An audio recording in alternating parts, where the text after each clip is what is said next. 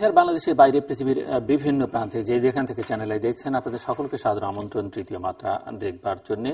প্রিয় দর্শক, সাম্প্রতিককালে ভারতের প্রধানমন্ত্রী বাংলাদেশ সফর করে গেছেন এবং সফরের মধ্য দিয়ে বাংলাদেশের রাজনীতিতে বেশ কিছু গুণগত পরিবর্তন ঘটেছে। বিশেষ করে ভারত বিরোধী যে রাজনীতির যে ধারাটি অত্যন্ত প্রভাবশালী ছিল সেই ধারাটি এখন নেই বলে চলে। সম্পূর্ণরূপে একটা ইউটার্ন তারা নিয়েছেন যারা ভারত বিরোধী রাজনীতিবিদ হিসেবে বা রাজনৈতিক দল হিসেবে পরিচিত ছিলেন। 2015-16 বছরের প্রস্তাবিত বাজেট নিয়ে জাতীয় সংসদে আলোচনা হচ্ছে এবং এই বাজেট নিয়েও রয়েছে মিশ্র প্রতিক্রিয়া। দেশের প্রধান দুটো রাজনৈতিক দলের মধ্যে একটি, যারা সংসদের বাইরে রয়েছেন, তারা ঠিক সেইভাবে আন্দোলন সংগ্রাম বা সংগঠনকে গুছিয়ে উঠতে পারছেন না। অনেকটা ক্ষয়িষ্ণু বলে অভিহিত করা হচ্ছে তাদেরকে ক্ষমতাসীনদের পক্ষ থেকে। সব মিলিয়ে অনেকের মধ্যে প্রশ্ন যে আগামী দিনে বাংলাদেশের রাজনীতির ভবিষ্যৎ কি, রাজনীতি কোন পথে হাঁটছে। কথা বলবার জন্য আমার আজকের অতিথি বায় বসাচ্ছেন বাংলাদেশ আওয়ামী লীগ দলীয় সংসদ সদস্য, যিনি এর আগে আওয়ামী লীগ যখন ক্ষমতায় ছিল তখন একটি সংসদীয় স্থায়ী কমিটির সভাপতির দায়িত্ব পালন করেছেন, মোহাম্মদ ইসরাফিল আলম। আমার ডানে রয়েছেন অ্যাডভোকেট নিতাই রায় চৌধুরী, বাংলাদেশ সরকারের সাবেক মন্ত্রী এবং বাংলাদেশ জাতীয়তাবাদী দল বিএনপি নেতা। স্বাগত আপনাদের দুজনকে স্টুডিওতে। মিস্টার ইসরাফিল আলম, আপনাকে দিয়ে শুরু করি। রাজনীতি কোন পথে? ধন্যবাদ জলিল ভাই, অনেকদিন পর তৃতীয় মাত্র আসলাম। বাংলাদেশের বর্তমানে যে রাজনীতি গতিধারা, এতে আমরা আশাবাদ ব্যক্ত করতে চাই যে মোদি সাহেব যখন বাংলাদেশ সফর করেছে তখন কিন্তু এদেশের সকল রাজনৈতিক শক্তি, সামাজিক শক্তি, ব্যবসায়িক কমিউনিটি এবং সাংস্কৃতিক সংগঠনের যারা নেতৃত্ব দেন প্রত্যেকেই কিন্তু ঐক্যবদ্ধভাবে তাকে সাধুবাদ জানিয়েছে এবং তার সফরটাকে সফল করার জন্য, সম্মানজনক করার জন্য যে যার অবস্থান থেকে কিন্তু কাজ করেছে। এর ভিতর দিয়ে একটা বিষয় যে আমাদের একটা জাতীয় ঐক্যমতের কিন্তু একটা উদ্ভব আমরা লক্ষ্য করেছি এবং ভারত বিরোধিতার একটা রাজনীতি, কিছু কথা বলা হতো, এই ভারতের দালাল, ওই দল ভারতের, এই সেই হ্যানত্যান, এই কথাগুলো যারা বলতেন তারাও কিন্তু ভারতের প্রধানমন্ত্রীর আগমনকে অত্যন্ত গুরুত্বের সাথে দেখেছে এবং সাধুবাদ জানিয়েছে এবং এই সফরকে সবাই কিন্তু বলেছে একটা ভালো, একটা সুন্দর সফর হয়েছে। এবং এই বিষয়টা আবারও প্রমাণিত হলো আমাদের মধ্যে বহুদিন পর। এটা আমার মনে হয় জাতির পিতা বঙ্গবন্ধু হত্যাকাণ্ডের পরে এরকম একটা দৃশ্য আমরা দেখলাম যে ভারত সম্পর্কে বাংলাদেশের অধিকাংশ মানুষ এবং নেতৃস্থানীয় মানুষ যারা আছে তারা একটা পজিটিভ, ইতিবাচক দৃষ্টিভঙ্গি এবং ভূমিকা এখানে পালন করেছে। সেটাতে আমরা বলতে পারি যে একটা পরীক্ষিত বন্ধু দেশ হিসেবে, বন্ধু রাষ্ট্র হিসাবে, ভাতৃপ্রতিম দেশ হিসাবে বা প্রতিবেশী রাষ্ট্র হিসাবে, মহান মুক্তিযুদ্ধে অসামান্য অবদান রাখা একটা রাষ্ট্র হিসাবে তাদের সাথে আমাদের যে সুসম্পর্কের একটা সুন্দর সূচনা হয়ে গেল, এটাকে আমরা অব্যাহত রাখবো। পাশাপাশি এই সম্পর্কের ভিতর থেকে কিভাবে আমাদের অর্থনৈতিক স্বার্থ, আমাদের রাজনৈতিক স্বার্থ, সাংস্কৃতিক স্বার্থগুলোকে আমরা ভারতের কাছ থেকে নিতে পারি এই বন্ধুত্বের সম্পর্কের ভিতর দিয়ে, সেই জন্য এখন আমাদের কিন্তু কাজ করার সময়। সরকার তো অবশ্যই কাজ করবে।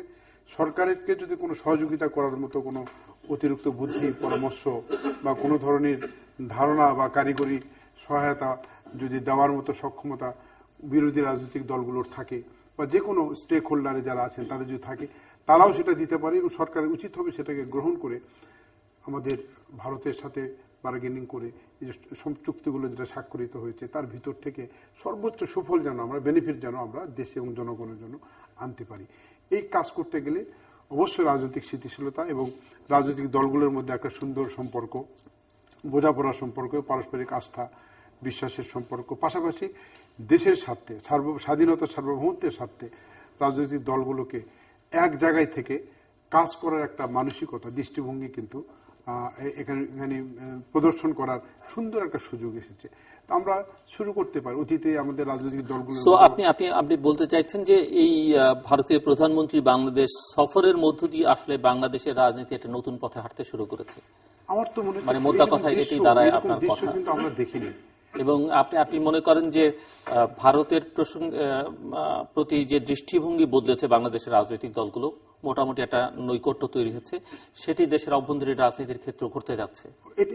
এটাকে আমাদের অব্যাহত রাখতে পারলে আমাদের বাংলাদেশের রাজনৈতিক দলগুলো যে আন্তঃসম্পর্কটা কিন্তু আরো শক্তিশালী হতে পারে। আপনি দেখেন রাশেদ খান মেনন সাহেবের দলও যাচ্ছে, ইউনূস সাহেবের দলও দেখা করলো, আবার বিএনপি প্রধান বেগম জিয়ার সাথেও দেখা হয়েছে, আবার রওশন এরশাদ সাহেবের সাথেও দেখা হয়েছে। মোটামুটি লিডিং পলিটিক্যাল পার্টির যারা আছে সবার সাথে কিন্তু সাক্ষাৎ হয়েছে এবং প্রত্যেকটা সাক্ষাৎই কিন্তু সুন্দর, ফলপ্রসূ, সবাই বলছে খুব সুন্দর সাক্ষাৎ হয়েছে। অ্যাডভোকেট চৌধুরী, কেউ কোন নেগেটিভ মনে কথা হয় বলে আপনার কাছে?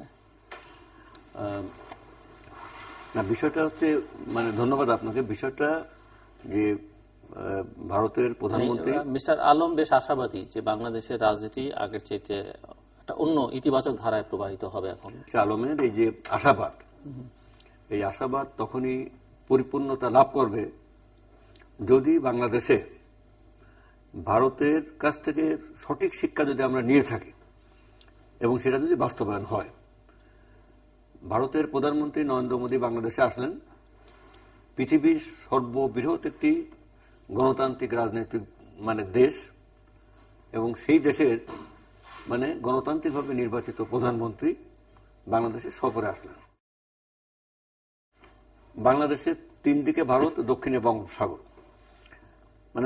তিন দিকে ভারত ঘেরা যে দেশটা, সেই ভারতের সর্বত্র গণতন্ত্র আছে, আইনের শাসন আছে, বিচার ব্যবস্থার স্বাধীনতা আছে, বিরোধী দলের মর্যাদা আছে। কিন্তু বাংলাদেশে কি অবস্থা আছে? যদি বাংলাদেশের ক্ষমতাসীন সরকার এবং সরকারি দল যদি এই শিক্ষাটা নিয়ে থাকেন যে শুধু নরেন্দ্র মোদীকে হাততালি দিলাম, বাহবা দিলাম, সবাই মিলে দেখা করলাম, সেটা হলে হবে না। নরেন্দ্র মোদী ভারতের প্রধানমন্ত্রী হিসেবে এখানে আসলে ভারতের রাজনৈতিক সংস্কৃতি আমরা সেটা পালন করলাম কিনা। বাংলাদেশে বর্তমান ক্ষমতাসীন সরকার গণতান্ত্রিকভাবে নির্বাচিত সরকার নয়, কারণ 5 তারিখের যে নির্বাচন, সেই নির্বাচনে এই দেশের 153 সিটসে জনগণের ভোট ছাড়াই তারা দে ডিক্লার্ড ইলেক্টেড উইদাউট ইলেকশন, তার যে আনকন্টেস্টেড ইলেক্টেড হয়। তো আমি আগেও একদিন বলেছি যে যখন 153 হলো, তখনই that party was entitle to form government, because democracy is the rule of majority. Majority হলো 151। তাহলে 153 হয়ে যাওয়ার পরে বাদবাকি নির্বাচনটা কিন্তু ইট ইজ মিনিংলেস। সেটা যদি কোনো কারণে 6 মাস পরে হতো বা 1 বছর পরে হতো, তাহলেও কিন্তু Awami League was not prevented from forming government. তাহলে এই সরকারের ভিতরে জনগণ যে ভোটাধিকার হারালো, যে পিপলস ম্যান্ডেট, যেটা আর্টিকেল 82-তে বলা আছে যে member of parliament will be elected by direct vote of the people, যেখানে এই দেশটা হচ্ছে পিপলস রিপাবলিক। সেই জায়গাটা আমরা ভারতের কাছ থেকে শিক্ষাটা পেলাম কিনা নরেন্দ্র মোদীর কাছ থেকে, যে একটা গণতান্ত্রিকভাবে নির্বাচিত সরকার এখানে আসছে কিনা। দ্বিতীয় কথা হলো, যে কথাটা জোর দিয়ে বলেছেন যে ভারতের জনগণের সাথে বাংলাদেশের জনগণের আমরা একটা চাই, সম্পর্ক চাই। ভারতের জনগণ বাংলাদেশের জনগণের সম্পর্কের রিপ্রেজেন্ট করবে কারা? করবে জনগণের প্রতিনিধিরা। জনগণের প্রতিনিধি একটা wide majority party, the vast majority people of the country, যে পার্টিকে সমর্থন করে, তারা নির্বাচনে যেতে পারে নাই, তাদেরকে নির্বাচনের বাইরে রেখে সেখানে একটা নির্বাচনের প্রহসন করে সেখানে কিন্তু মোদীর এই স্বপ্নটা কিন্তু এটা বাস্তবায়ন হবে না। এখন বাংলাদেশের পরিস্থিতি কি? পরিস্থিতি হচ্ছে যে, এইবার আমি সরাসরি বিএনপির কথা আসি। বাংলাদেশ ন্যাশনালিস্ট পার্টির চেয়ারপারসন বেগম খালেদা জিয়া, তাকে তার একটা জনসভা করবেন 5 তারিখে, তার আগেই 3 তারিখে তার গেটে তালা দিয়ে দেওয়া হলো, সেখানে বালুর টেপ নিয়ে রাখা হলো, 90-92 দিন তাকে সেখানে বন্দী রাখা হলো। যে দলের লক্ষ লক্ষ মামলা, লক্ষ লক্ষ কর্মীদের বিরুদ্ধে, হাজার হাজার নেতা কর্মীরা জেলখানায়, যেখানে শীর্ষস্থানীয় নেতারা এখন জেলে পড়ছে। আমাদের পার্টির মহাসচিব দীর্ঘদিন যাবৎ সে বেচারা মৃত্যুর সাথে লড়াই করছে, তাকে সুচিকিৎসা পর্যন্ত সরকার দিতে চায় না। পরে হাইকোর্ট থেকে অনুমতি নিয়ে, হাইকোর্ট থেকে ডাইরেকশন নিয়ে তারপরে তাকে পিজি হাসপাতালে ভর্তি করা হয়েছে। এই যখন দেশের পরিস্থিতি, যেখানে মিটিং করা যাচ্ছে না, মিছিল করা যাচ্ছে না, কথা বলা যাচ্ছে না, পুলিশ টিকে রাখছে, পুলিশের বক্তব্য যে সিডি বেরিয়েছে, সেখানে তারা বলছে যে আমরাই সরকারকে টিকে রেখেছি। হ্যাঁ, তো এই পরিস্থিতি আমরা ভারতের প্রধানমন্ত্রীর কাছ থেকে শিখব ভারতের গণতন্ত্র। আমরা এরকম একটা গণতন্ত্র চাই, এরকম একটা আইনের শাসন চাই, এরকম একটা ইনস্টিটিউশন গুলোকে এরকম শক্তিশালী দেখতে চাই। সেটা বর্তমানে নাই। আরেকটা কথা হলো যে রাজনীতিতে গুণগত পরিবর্তন। বাংলাদেশের জনগণ, বাংলার জনগণ কখনো ভারত বিরোধী ছিল না। হ্যাঁ, অতীতের ইতিহাস আলাদা। অতীতের ইতিহাস কি, মানে গোটা ভারতবর্ষ এবং বাঙালি জাতি, বাঙালিরা আর্যদের বিরুদ্ধে তারা লড়াই করেছে। তারা দেশ ছেড়ে শ্রীলঙ্কায় চলে গেছে, দ্রাবিড়, কোল, ভিল, কিন্তু আর্যদের মানে নেই। এই বাঙালিরা হুন মানে নাই, শক মানে নাই, মোগল মানে নাই, পাঠান মানে নাই, ইংরেজ মানে নাই। তার সব সময় স্বাধীনতা যুদ্ধ বাংলার থেকে শুরু হয়েছে। মানে গোটা ভারতের স্বাধীনতা যুদ্ধের আগে ইংরেজদের বিরুদ্ধে যুদ্ধ বাংলায় শুরু হয়েছে। এখানে এখানে সন্ন্যাসী বিদ্রোহ হয়েছে, এখানে নীল বিদ্রোহ হয়েছে, এখানে তেভাগা আন্দোলন হয়েছে, এখানে ওহাবি আন্দোলন হয়েছে, ফারাজি আন্দোলন হয়েছে, এখানে বাংলা হয়েছে। অতএব এই বাংলার সাথে মানে গোটা তখন তো ছিল, পরবর্তী সময় আজকে যে বাংলাদেশ, এটা আমরা মুক্তিযুদ্ধের মাঝে মানে স্বাধীন করেছি এই দেশটাকে, এবং সেই মুক্তিযুদ্ধে ভারত আমাদের সহযোগিতা করেছে। অতএব বাংলাদেশের মানুষ ভারত বিরোধী নয়, আমাদের পার্টিও ভারত বিরোধী নয়। কিন্তু আমরা যদি, এটা আমি আলম সাহেবের সাথে আমি একমত, উনি যে কথাটা চমৎকারভাবে বলেছেন যে এই যে চুক্তিগুলো হলো ভারতের সাথে বাংলাদেশের, যে 22 দফা চুক্তি এখানে হয়েছে, এই চুক্তি ভারত তার স্বার্থ দেখবে, আমরা তো আমাদের স্বার্থ দেখব। আমরা যদি আমাদের স্বার্থটাকে আমরা দেখতে পারি তাহলে কিন্তু কোনো অসুবিধা নেই।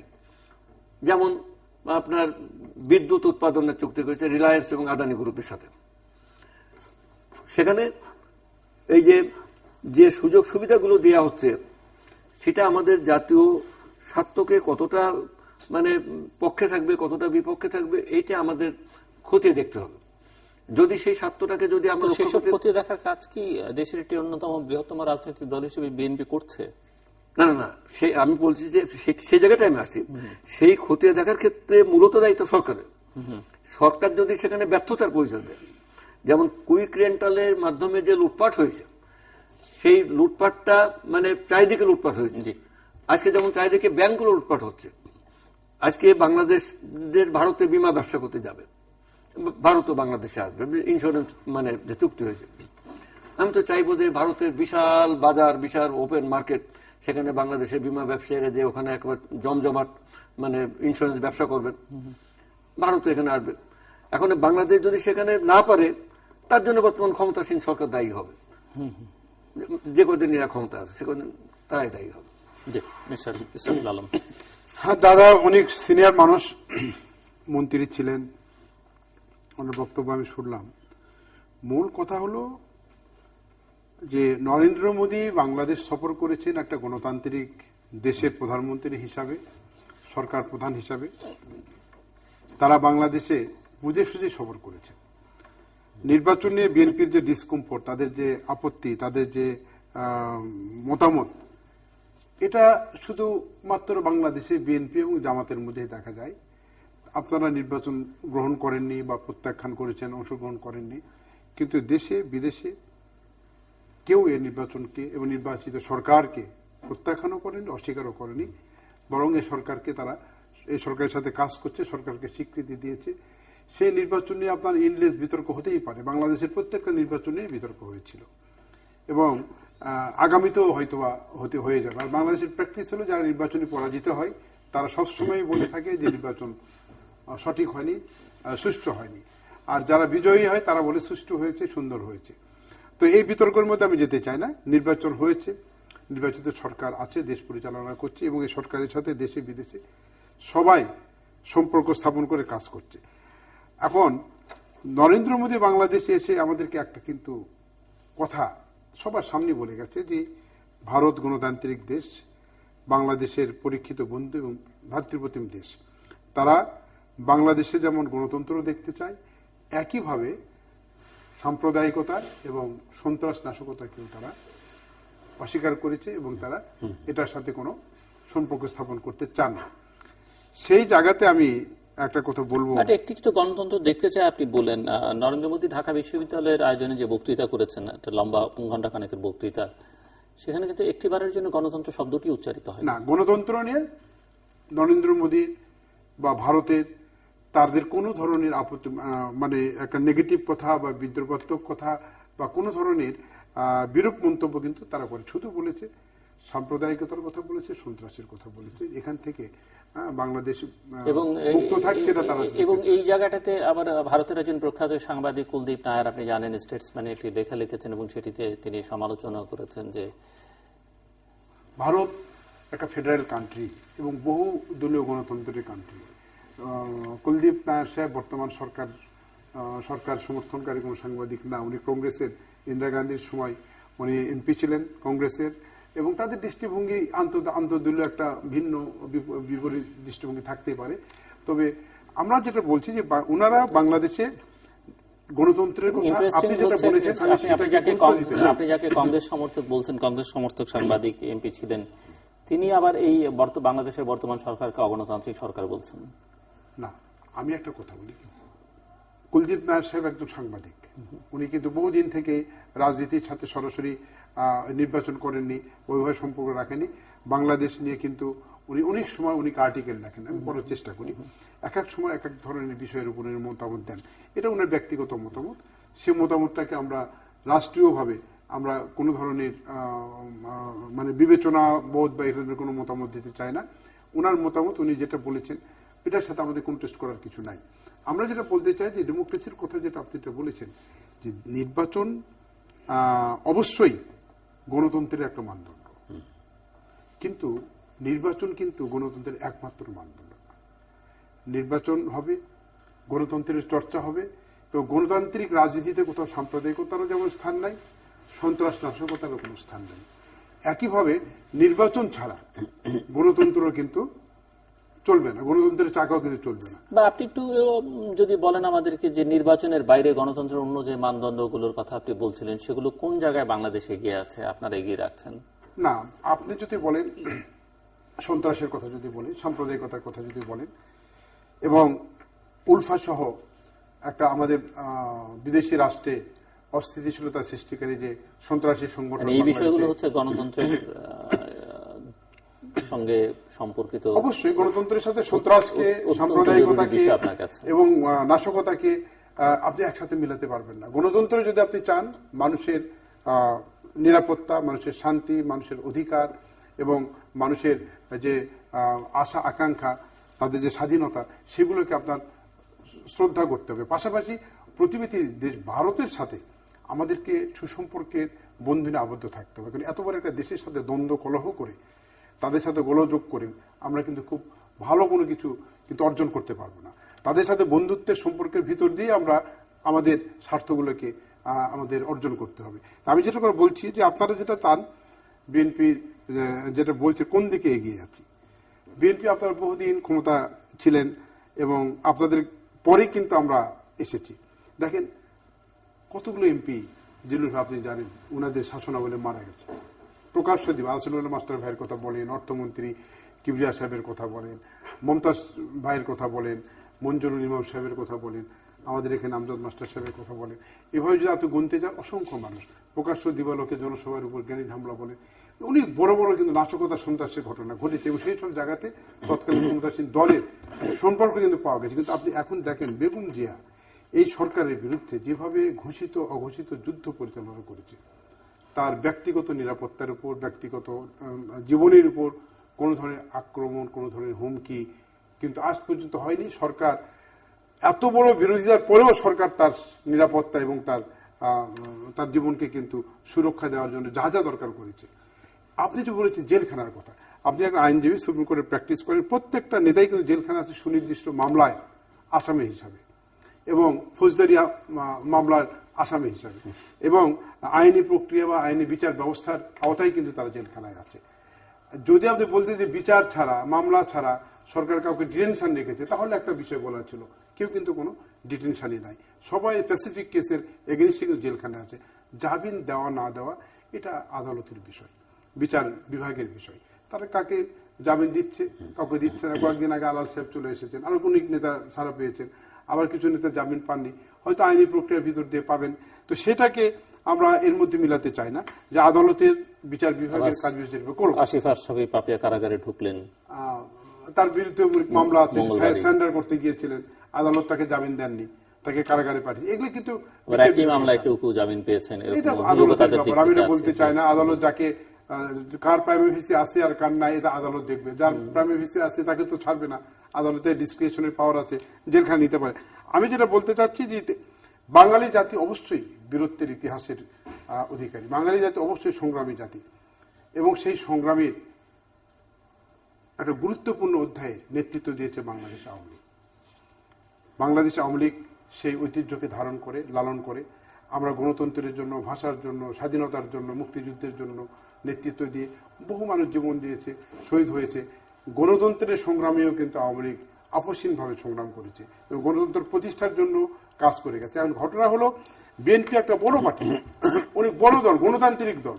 আপনারা যদি অগণতান্ত্রিক আচরণ করেন, আপনারা যদি গণতান্ত্রিক আন্দোলনের নামে যদি মানুষ খুন, মানুষ জ্বালানো, পেট্রোল মারা, বোমা মারা, এইসব কার্যক্রমের মধ্যে যদি দলকে জড়ায় ফেলে দেন, আন্দোলন কর্মসূচিকে জড়ায় ফেলে দেন, তাহলে তো সরকার তার দায়িত্ববোধের জায়গা থেকে আপনাদেরকে সহযোগিতা করতে পারবে না।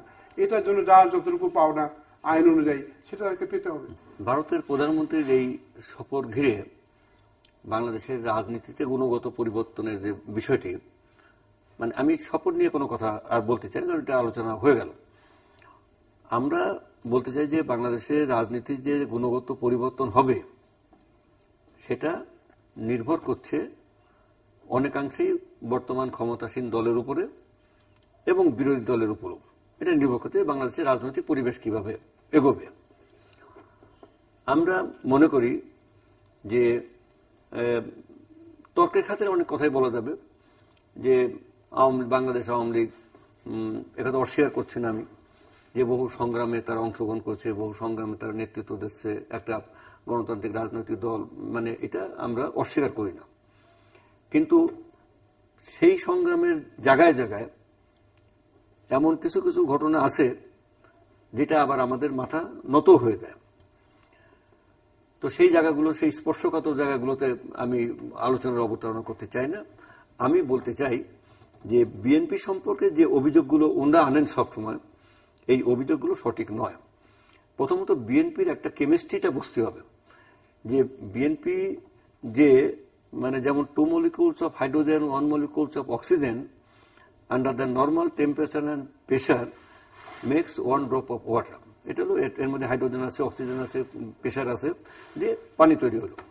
ঠিক তেমনি বিএনপির মধ্যে এখানে মুক্তিযোদ্ধা আছে, এখানে স্বাধীনতা সংগ্রামীরা আছে, বাম মানে রাজনীতির লোকজন আছে, প্রগতিশীল লোকজন আছে, এবং সর্বোপরি কথা হচ্ছে যে বিএনপির প্রতিষ্ঠাতা জিয়াউর রহমান, যিনি স্বাধীনতার ঘোষক এবং যিনি স্বাধীনতা যুদ্ধ করেছেন, পাক আর্মির সাথে বিদ্রোহ করে সেখান থেকে বেরিয়ে এসে তিনি মানে লড়াই করেছেন, যুদ্ধ করেছেন, এবং তিনি এই পার্টি ফর্ম করেছেন।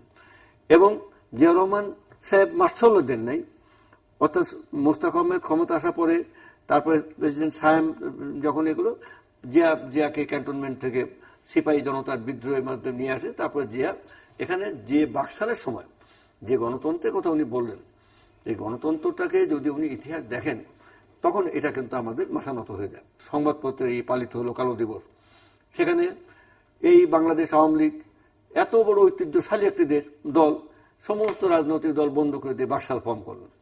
সেখানে সমস্ত সংবাদপত্র বন্ধ করে দিয়ে দুইটি দৈনিক এবং দুইটি বাংলা দৈনিক আর ইংরেজি দৈনিক, সরকার কর্তৃক নিয়ন্ত্রিত 2টি পত্রিকা ছাড়া, 4টি পত্রিকা ছাড়া সমস্ত সংবাদপত্র বন্ধ করে দেওয়া হল। এখানে মানে আমরা তখন পেছনের 70-এর দশকের আলোচনা আমরা 21শ শতাব্দীর হবে না, এটা দীর্ঘ সত্যিতা এসে যাবে। তো এই জায়গাটা আমরা দেখলাম 71-এর স্বাধীনতা যুদ্ধে কার কতটা ভূমিকা, ওনাদের ভূমিকা আছে, আমাদের ভূমিকা আছে, যার যেখানে ভূমিকা নিশ্চয়ই সেই জায়গার মানে ইতিহাস সেটাকে মানে বিচার বিশ্লেষণ করবে। তবে বিএনপি একটি মুক্তিযুদ্ধের দল, বিএনপি দলের মধ্যে মুক্তিযুদ্ধের বিরত নেই। সাম্প্রদায়িকতা কথা বল, সাম্প্রদায়িকতা এই কথাটা অত্যন্ত স্পর্শকাতর বিষয়গুলো, শুধু মুক্তিযুদ্ধ বিরোধীদের সঙ্গে এক ধরনের সুসম্পর্ক রয়েছে। মুক্তিযুদ্ধের বিরোধীদের সাথে বিএনপির সুসম্পর্কের কোনো ব্যাপার নেই। এখানে একটা দেশ যখন একটা দেশ মুক্তিযুদ্ধের পরবর্তী সময় একটা গণতান্ত্রিক ভাবে যখন একটা দেশ মানে পরিচালিত হয়, কেন আপনার যখন পাকিস্তানে শেখ সাহেব যখন বাংলাদেশের প্রধানমন্ত্রী, তখন লাহোরে যখন ইসলামী শীর্ষ সম্মেলন হলো ওআইসি, তখন তাজউদ্দিন সাহেব বলেছিলেন, you being the prime minister of a secular state, how মানে can you go to attend a মানে কমনাল কনফারেন্স লাইক ইসলামী শীর্ষ সম্মেলন। শেখ সাহেব কিন্তু সেটা শোনেন না, উনি গিয়েছেন এবং উনি প্রয়োজন উপলব্ধি করেছেন। উনি ফিরে এসে সাধারণ ক্ষমা করেছেন এবং সেই সাধারণ ক্ষমার মধ্যে আজকে যারা ওই যে যুদ্ধাপরাধ ইত্যাদি এর মানে এদেরই লোকজন অনেকে কিন্তু সেদিন মানে মানে মুক্তি পেয়ে গেছে। আপনার সমস্ত শান্তি বাহিনী যেটা ছিল ৭১ সালে, সমস্ত শান্তি বাহিনীর নেতৃত্ব দিয়েছে কিন্তু মুসলিম লীগের লোকজন। জেলা কমিটির মুসলিম লীগের জেলা কমিটি, মুসলিম লীগের থানা কমিটি, তারাই ছিল শান্তি কমিটি এবং রাজাকার কিন্তু জামাত মুসলিম লীগ সবাই ছিল। আজকে যে মুসলিম লীগ নাই, তাদের কথা ভুলে গেছে, মানুষ চলে গেছে। যাক, শেখ সাহেব এসে এটা কিন্তু সাধারণ ক্ষমা করেছেন এবং পরবর্তী সময়ে এই আওয়ামী লীগই কিন্তু জাতীয় পার্টির আমলে আওয়ামী লীগ, বিএনপি, জামাত যৌথভাবে তারা আন্দোলন করেছে জাতীয় পার্টির বিরুদ্ধে। আবার বিএনপির সময় জাতীয় পার্টি, আওয়ামী লীগ, জামাত একসাথে যৌথ আন্দোলন করেছে। এই বাংলাদেশের বর্তমান প্রধানমন্ত্রী তিনি মতিউর রহমান নিজামীর সাথে বৈঠক করেছেন, তিনি গোলাম আজমের ওখানে গিয়েছেন, এটাও কিন্তু ইতিহাস আছে। আজকে বিএনপির সাথে জামাতের জোট, এটা জোট তো কোনো আদর্শগত জোট না, রাজনৈতিক জোট না, এটা জোট হলো ভোটের জোট। এটা আমরা ইলেকশনে জোট করেছি, আন্দোলনের জোট। আন্দোলনে জামাতের জায়গায় জামাত, বিএনপির জায়গায় বিএনপি। জামাত যদি কোনো মানে মানে বিএনপির কোনো আন্দোলনে জামাত সমর্থন নাও দিতে পারে, জামাতের আন্দোলনে বিএনপি নাও দিতে পারে। অতএব এইটা নিয়ে বিএনপি কোনো সাম্প্রদায়িক দল না, বিএনপিও সাম্প্রদায়িক দল না, আওয়ামী লীগও অসাম্প্রদায়িক দল না। অতএব ইসরাফিল আলম অনেক বলেছেন, আমি চাই যে দাদা আরো বলুক। হ্যাঁ, ওনার কথা শুনতে আমার হাতে অত সময় নেই, আমাকে আবার বিএনপি সাম্প্রদায়িক দল নয়, এই কথা সত্যি, কিন্তু বাংলাদেশের মুক্তিযুদ্ধের সঙ্গে আরেকটি লাইন বলেছেন যে আওয়ামী লীগ অসাম্প্রদায়িক না। আওয়ামী লীগ আমরা বাংলাদেশের, আমি একটা বলি, দেশ স্বাধীনের পর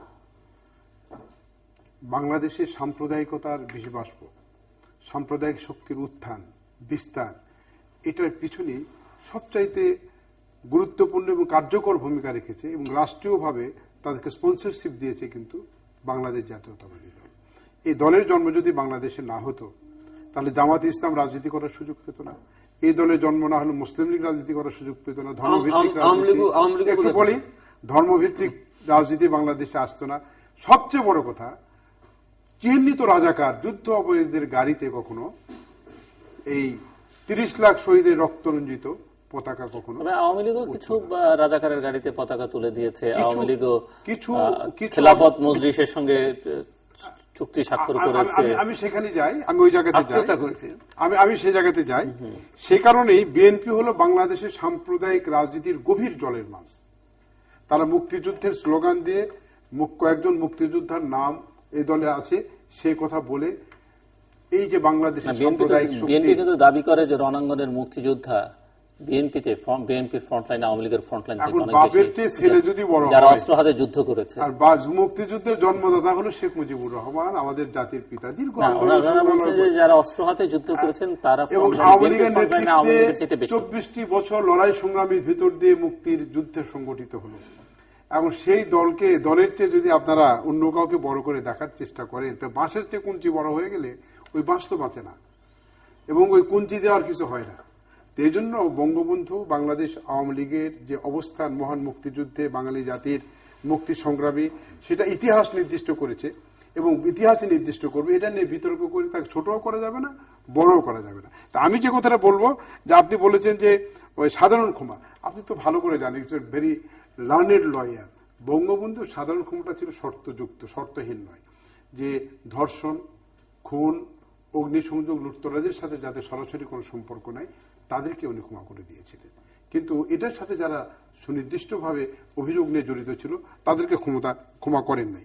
আর একটা বিষয় আপনি বলেছেন যে বাকশাল, দেখেন বাকশাল সময়ের প্রয়োজনে একটা সাময়িক রাজনৈতিক অর্থনৈতিক পদক্ষেপ জাতির পিতা বঙ্গবন্ধু গ্রহণ করেছিলেন। কখন? যখন আওয়ামী লীগের 8 জন এমপি সহ হাজার হাজার নেতাকর্মীদেরকে প্রকাশ্যে দিবালোকে হাটে বাজারে মাঠে ঘাটে ঘরে বাড়িতে ধরে ধরে যখন গণহত্যার মতো খুন করা শুরু হয়েছিল, যখন থানা লুট করা হয়েছিল, যখন পাটের গুদাম জ্বালিয়ে দেওয়া হচ্ছিল, যখন জনজীবনকে একদম ব্যাংক ডাকাতি বলবেন না, সেটা তো বললাম, ব্যাংক ডাকাতি, থানা লুট, এসবের ঘটনার মধ্যে যখন রাজনীতির নামে যখন জাতীয় জীবনকে জিম্মি করে রাখা হয়েছিল, সেরকম একটা জায়গা থেকে উত্তরণের জন্য জাতির পিতা দেশ এবং জাতির স্বার্থে একটা সাময়িক পদক্ষেপ গ্রহণ করেছিলেন। এটা কতটুকু ভালো ছিল, কতটুকু খারাপ ছিল, এটা প্র্যাকটিস হতে দেওয়া হয়নি। তবে এটা আমরা বিশ্বাস করি, এটা যদি প্র্যাকটিস হতে পারত তাহলে কিন্তু বাংলাদেশের চেহারা অনেক আগে পরিবর্তন হয়ে যায়। যেহেতু সেই সুযোগটা হয় নাই, সেই সুযোগটা আপনাদের এখন আছে। এখন আপনারা অ্যাবসলিউট মেজরিটি না, সেটা ওভারওয়েলমিং মেজরিটি না পার্লামেন্ট, আপনার আবার এই সুযোগ আপনাদেরও ছিল, আপনারা সেই সুযোগ ব্যবহারও করেছেন।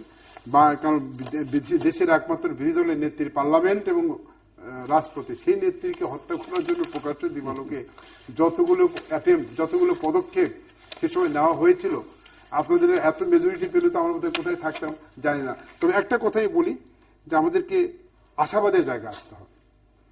অতীতের দিকে তাকিয়ে আমরা সামনের দিকে কিন্তু যেতে পারবো না। আমাদের এখন অনেক দূরে আমাদের তাকাতে হবে, অনেক দূর যেতে হবে। এই শুভ যাত্রায় শুভ চিন্তা নিয়ে, সুন্দর চিন্তা নিয়ে এবং দেশ এবং জাতির কল্যাণ চিন্তা নিয়ে আমাদেরকে কিন্তু রাজনীতি করতে হবে। আমরা যদি আবার সেই অতীতের সেই পারস্পরিক কোন্দল, ঝগড়া ঝাঁটি, ভাঙচুর, জ্বালাও পোড়াও এইসব রাজনীতির মধ্যে জাতিকে নিয়ে যেতে চাই, তাহলে সাথে ওই রাজনৈতিক দলের কি পরিণতি হয় এটা আপনার নেত্রী বা আপনারা তার প্রমাণ। আর জনগণের সাথে জনগণের কল্যাণে কাজ করলে কি করা যায় তার প্রমাণ হলো শেখ হাসিনা। আজকে বাংলাদেশের অবিসংবাদিত নেত্রী, বাংলাদেশের জনগণের নন্দিত নেত্রী শেখ হাসিনা। কারণ উনি ভালো কাজ করেছেন, গণতন্ত্রের জন্য কাজ করেছেন, উন্নয়নের জন্য কাজ করেছেন, অর্থ সামাজিক উন্নয়ন জাতিকে দিয়েছেন।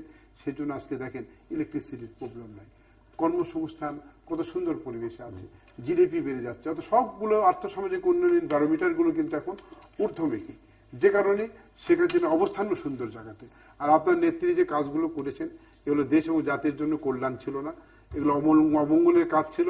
ওনার অবস্থানও কিন্তু আজকে ঠিক ওই অমঙ্গলজনক এবং একটা বাজে অবস্থাতে চলে গেছে। চৌধুরী, আমি বলতে চাই যে যদি সামনের দিকে এগোতে হয় তাহলে আবার আমি সেই কথাটা একটা মিনিটে বলে আমি সেই জায়গায় আসি। সেটা হলো যে বুঝতে হবে যে দেশটা হলো জনগণের, people's republic. Bangladesh is a unitary independent sovereign republic to be known as people's republic of Bangladesh. Article 1 বলা আছে এটা পিপলস রিপাবলিক, এটা সোভরেন রিপাবলিক, সার্বভৌম প্রজাতন্ত্র। এই সার্বভৌম হল দেশের সার্বভৌমত্ব। It lies with the people. All powers of the state vested to the people. এই পিপলের ভোট ছাড়া, জনগণের ভোট ছাড়া গণতন্ত্র হয় না। উনি বলছেন যে গণতন্ত্রের এর বাইরেও দিক আছে। বাইরে সেটা হল গণতান্ত্রিক সমাজ ব্যবস্থা। যেমন কৃষক তার জমিতে বিনামূল্যে সার চায়, স্বল্প মূল্যে বিনামূল্যে পানি চায়, স্বল্প মূল্যে সার চায়, এটা তার গণতন্ত্র। বেকার যুবক চাকরি চায়, এটা তার গণতন্ত্র। সেটা হলো গণতান্ত্রিক অন্যান্য দিকগুলো। যেমন সাংস্কৃতিক কর্মীরা যেটা অপসংস্কৃতি সেটা প্রতিরোধ করতে চায়। আজকে বক্তব্য হলো যে এর বাইরে এই সিদ্ধান্তগুলো যে সরকার নেবে সেই সরকার হতে হবে পিপলস দ্বারা নির্বাচিত। বর্তমানে সেই অবস্থাটা নাই। বর্তমান যে সরকার ক্ষমতা আছে শেখ হাসিনার সরকার, এটা হচ্ছে বল প্রয়োগ করে ক্ষমতা আছে। বলছেন যে আমাদের সরকারের তো কেউ অস্বীকার করছে না। মুস্তাকের সরকারের সাথেও তো চুক্তি করেছে, মুস্তাক আহমেদের সরকারের সাথেও তখন অনেকে চুক্তি করতে এসছে। সেখানে আপনার বিভিন্ন সময়কার সরকারের সাথে কিন্তু রাষ্ট্রযন্ত্র যার দখলে সেই সরকার। এখন রাষ্ট্রযন্ত্র হচ্ছে আওয়ামী লীগের দখলে, তারাই সরকার। তাদের সাথে সবাই চুক্তি করবে, সবাই তাদের কথা বলবে। কিন্তু সেই সরকার সাদা না কালো সেটা বিচার বিশ্লেষণের জায়গা কিন্তু বাংলাদেশের জনগণ। আমাদের বক্তব্য হচ্ছে, মূল বক্তব্য হল যে আজকে আমাদের আমাদের আলম সাহেবের এই উপলব্ধি, গভীর উপলব্ধি। উনি একদম ভদ্রলোক মানুষ, এটা আমি আগেই জানি, ভদ্রলোক, তাত্ত্বিক, লেখাপড়া জানা মানুষ। ওনার এই গভীর উপলব্ধি, আমার উপলব্ধি, দেশটাকে আমাদের এগোয় নিতে হবে। কারণ এই দেশে আমাদের সন্তান সন্ততিরা বসবাস করবে। যদি তাই করতে হয় তাহলে আসুন আমরা গণতান্ত্রিক সমাজ ব্যবস্থা তৈরি করি, গণতান্ত্রিক প্র্যাকটিস করি। অবিলম্বে উচিত হবে সেই দিকে লক্ষ্য রেখে একটা অংশগ্রহণমূলক প্রতিদ্বন্দ্বিতাপূর্ণ একটা নির্বাচনের ব্যবস্থা করা। এবং উচিত হবে ওই যে একটা গাড়ি যাচ্ছে, একটা লোক একটা ঢিল ছুঁড়ে মারলো, একটা পেট্রোল বোমা ছুঁড়ে মারলো, এটা বিএনপি মারছে, এটা ইজ নট প্রুভড। কে বা কারা মারলো, কিন্তু সেখানে দেখা গেল 100 জন লোকের বিরুদ্ধে মামলা দিল, 500 জন লোক অজ্ঞাত সবাইকে ধরে ধরে আনছে। সেখানে মির্জা ফখরুল ইসলাম আলমগীর, গয়েশ্বরচন্দ্র রায়, MK আনোয়ার, মওদুদ আহমেদ, এদের মতো সিনিয়র সব লোক, কেউ চলতে পারে না, তরিকুল ইসলামের মতো লোক, যে লোকটা ডেলি একবার 35টা করে ট্যাবলেট খেতে হয়, তার মতো এত বড় একটা বিশাল রাজনৈতিক জীবন, মৌলানা ভাসানী অত্যন্ত কাছের লোক ছিলেন তরিকুল ইসলাম, তাকে আপনার 5টা মামলা আসামি দিয়েছেন, বেচারা এখন পালায় বেড়াচ্ছে। তো এইগুলো প্রত্যাহার করতে হবে। যেমন আওয়ামী লীগ ক্ষমতা এসে তাদের বিরুদ্ধে মানে সমস্ত মামলা প্রত্যাহার করেছেন। বেগম জিয়ার বিরুদ্ধে তিনি বোমা মারার হুকুম দিয়েছেন, অমুক দিয়েছেন, তমুক দিয়েছেন। পুলিশ কিন্তু অন্য কথা বলছেন, তা বলছে সরকারকে আমরাই ঠিক করে রেখেছি। অতএব এই গণতান্ত্রিক সংস্কৃতির জন্য আসলে একটা নির্বাচন করি, এবং যে প্রতিষ্ঠানগুলো মানে কনস্টিটিউশনাল যে ইনস্টিটিউশনগুলো যেগুলো ভেঙে পড়েছে, যেমন আপনার নির্বাচন কমিশন ভেঙে পড়েছে, public service commission, university grant commission, দুর্নীতি দমন commission, all has been disorder. So somebody should bring the country in order. And who will bring the country in order? সেই জায়গাটায় আজকে আসতে হবে। সেই জন্য আজকে একটা কনসেনসাসের প্রয়োজন। ওনারা যদি ওনাদের মাথায় যদি পুরোপুরি না কোলায়, ওনারা আমাদের ডাকুক, আসেন সবাই মিলে বসি, একটা ঘোষণা দেন যে হ্যাঁ আমরা একটা অংশগ্রহণমূলক নির্বাচন করব, আসেন কিভাবে নির্বাচন করা যায়। এবং সেই নির্বাচন এই যে পঞ্চদশ সংশোধনীর যে মানে ঘোলা জল, যে parliament election will be held before dissolution of parliament, 90 days before dissolution of parliament, that cannot be, এটা মেনে নেওয়া যাবে না। মানে পার্লামেন্ট থাকবে আর একটা পার্লামেন্ট, এই যে ওভারল্যাপিং, এটা পৃথিবীর কোথাও নাই। পার্লামেন্ট ডিজলভ হবে, রাষ্ট্রপতি প্রাইম মিনিস্টারকে বলতে পারে ইয়েস ইউ কন্টিনিউ টিল মানে ইলেকশন ইজ হেল্ড, মানে 90 days মধ্যে ইলেকশন হবে। কিন্তু পার্লামেন্ট থাকতে পার্লামেন্ট ইলেকশন, এটা কিন্তু বাংলাদেশের জনগণ মেনে নেয়নি, মেনে নেবে না। আসলে এই জায়গা যদি আসা যায় তাহলে পৃথিবী অবশ্যই এগোবে। এই কারণ যে এক সময় এই দেশটাকে সোনার বাংলা বলা হতো, সারা পৃথিবীর মানুষ বাংলা এসছে, সেই দেশটা আজকে এই দেশের মানুষ সাগরে ভেসে বেড়াচ্ছে, ভাগ্য অন্বেষণের জন্য তারা মালয়েশিয়া যাচ্ছে, মানে থাইল্যান্ডের জঙ্গলে তার মৃতদেহ পড়ে আছে। সম্পূর্ণ দায়ী এই দেশের এই অপরাজনীতি। আসুন সেই দেশটাকে আবার তার মৃত ঐশ্বর্য আমরা পুনরুদ্ধার করি, এবং সেটা করতে হলে আসুন সব মানে এই সমস্ত মানে ফ্যাসিবাদী কার্যক্রম পরিহার করে গণতান্ত্রিক পথে আসেন। এবং আমাদের নেত্রী কিন্তু এই কথাটাই বলেন, বেগম জিয়া উনি প্রায় বলছেন যে আমাদের তো দিন শেষ, আমরা আজ যাচ্ছি, কালকে নাও থাকবে, কিন্তু ইতিহাস তো থাকবে, সেই ইতিহাসের জায়গাটা তৈরি করি। শেষের প্রান্ত, শুরু থেকে শেষ পর্যন্ত একটা জায়গা আমি বোধহয় রিড করতে পেরেছি, যদি ভুল না হয়, যে আমাদের 5 জানুয়ারি নির্বাচন নিয়ে ওনার ভীষণ আপত্তি, এবং এটা নিয়ে ওনার অনেক কষ্ট। আমি আগে বলেছি গণতান্ত্রিক বিধি ব্যবস্থা নির্বাচনই কিন্তু একমাত্র গণতন্ত্রের মানদণ্ড নয়। আপনি জাতীয়তাবাদী দলের নেতা হিসেবে এই নির্বাচন নিয়ে যে এত কথা বলছেন, আমি একটা প্রশ্ন করি, আপনি একটু উত্তর দিবেন যে জিয়াউর রহমান সাহেব কোন নির্বাচনের মাধ্যমে ক্ষমতা এসেছিলেন?